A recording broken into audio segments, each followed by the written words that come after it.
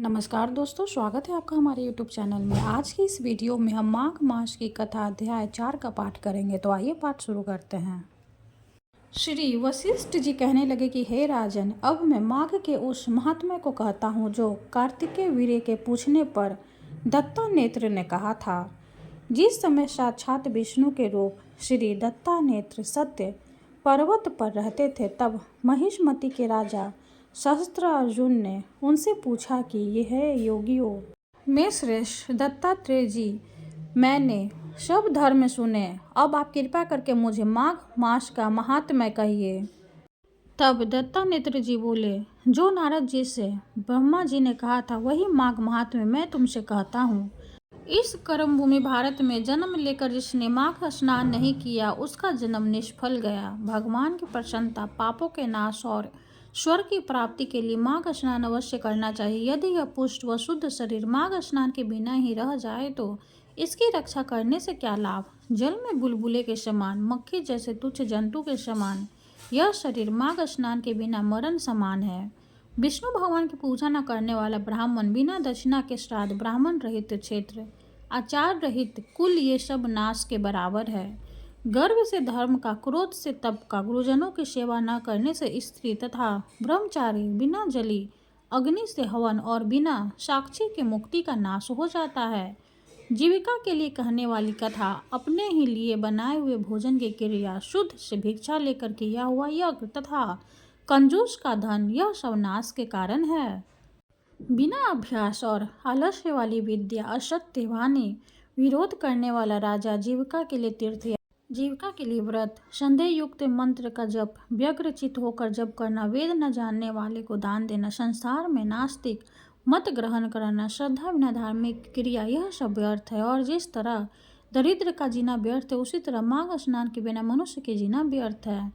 ब्रह्मघाती, सोना चुराने वाला, मदिरा पीने वाला, गुरु पत्नीगामी और इन चारों की संगति करने वाला माघ स्नान से पवित्र होता है। जल कहता है कि सूर्योदय से पहले जो मुझसे स्नान करता है, मैं उसके बड़े से बड़े पापों को नष्ट करता हूँ। महापातक भी स्नान करने से भस्म हो जाते हैं। माघ मास के स्नान का जब समय आ जाता है तो सब पाप अपने नाश के भय से कांप जाते हैं। जैसे मेघों से युक्त होकर चंद्रमा प्रकाश करता है, वैसे ही श्रेष्ठ मनुष्य माघ स्नान में प्रकाशमान होते हैं। काया, वाचा, मनसा के लिए हुए छोटे या बड़े, नए या पुराने, सभी पाप स्नान से नष्ट हो जाते हैं।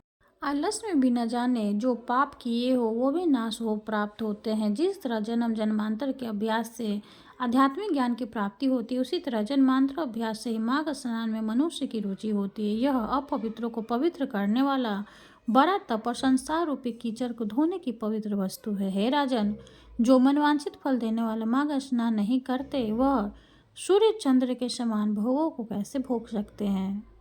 चौथा अध्याय समाप्त हुआ। हरे कृष्ण। अब हम श्री हरि की आरती करेंगे। ओम जय जगदीश हरे, स्वामी जय जगदीश हरे, भक्त जनों के संकट शनि में दूर करे। ओम जय जगदीश हरे, जो ध्यावे फल पावे, दुख बिन से मन का, सुख संपत्ति घर आवे, कष्ट मिटे तन का।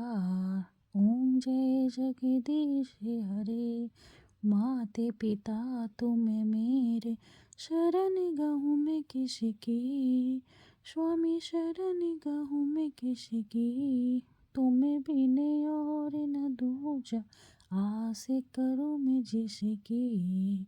ओम जय जगदीश हरे, तुम पूर्ण परमात्मा, तुम अंतर्यामी, पार ब्रह्म परमेश्वर, तुम सबके स्वामी।